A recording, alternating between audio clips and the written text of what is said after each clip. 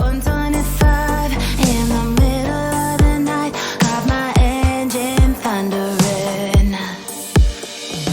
Dream machine, racing queen, I'll take you wherever you wanna go.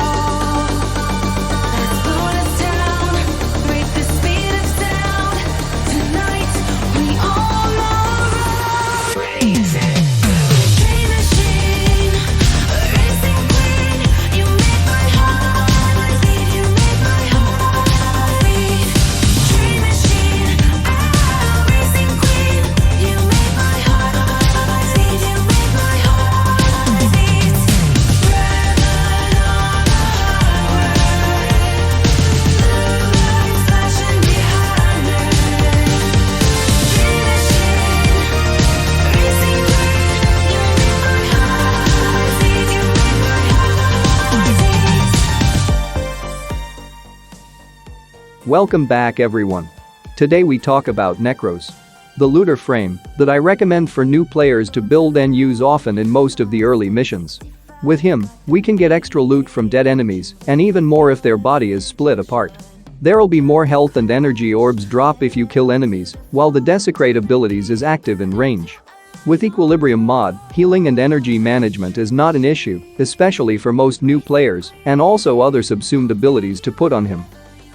So, without further ado, let's get to the builds. The first build is for the Endo farm in Arena, Vodunoi Steel Path Sedna. If you prefer farming Endo solo in Arena, this will help a lot. I already covered the details in my previous video, how to farm Endo easily in Steel Path Arena solo. But of course, this build is also usable on team plays, thus make farming much faster. This loadout is for players who prefer Tanky build. His fourth ability creates minions from fallen enemies and also reduce incoming damage by its Augment Shield of Shadows.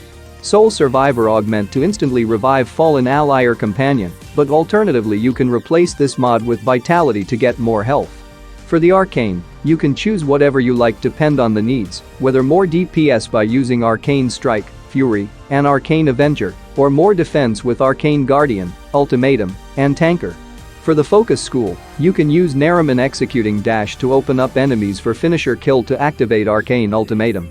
For the Subsume ability, I'm using Chroma Elemental Ward with Fire Element to get more health and replace Health mod, but unfortunately this ability cannot be recast while still active.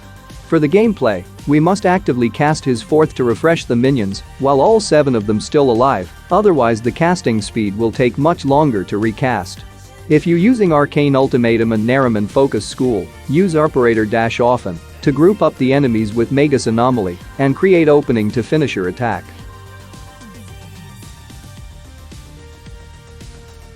For the weapon synergy, I'm using Amalgam Daikyu target acquired to get constantly healing while striking enemies with any Nikana type melee weapon. You can swap Riven mod here for Virulent Scourge. Don't forget to equip primary and secondary dexterity arcane to get combo duration for the melee weapon. As for secondary, you can choose any utility secondary weapon to proc enemies with more status effects to get more damage output. Because I'm using Smita Kavit for the companion, so I prefer using Viral and Heat with full status on my Zakti, or just Corrosive and Heat and Compressive build.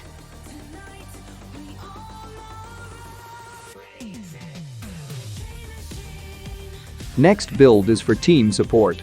I'm using Mag Pull with Greedy Pull Augment to get the drop loots without moving near it. Or alternatively we can use Pratia Dispensary with its Augment to revive dead companion.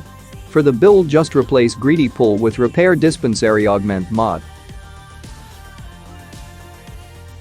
This build is for crowd control and fun. I'm using Gara ability Spectrage with its Augment Spectrosiphon and then combine it with Terrify and its Augment so we can keep making the enemies falling to the ground with slow motion. This also can be useful for opening the ground finisher melee attack.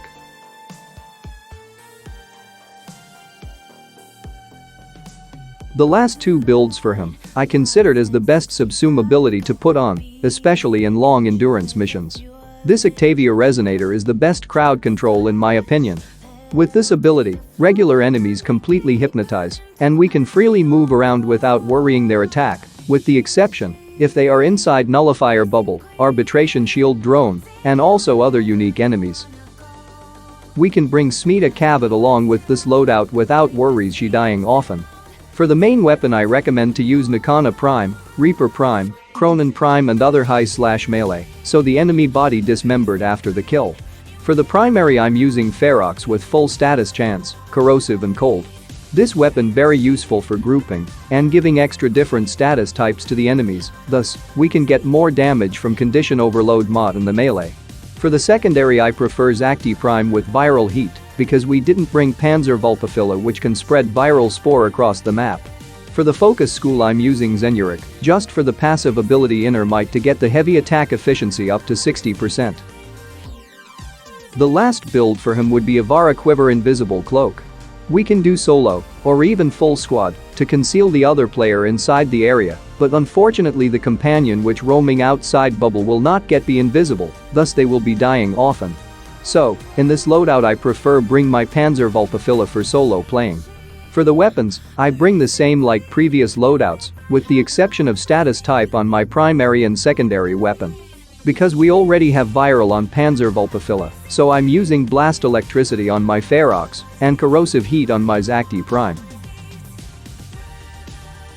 If you want to use primary weapon or secondary weapon as the main killing enemies, don't forget to bring Ripkas with its Amalgam Ripkas True Steel to get 100% chance to gore or dismembering the enemy bodies after kill.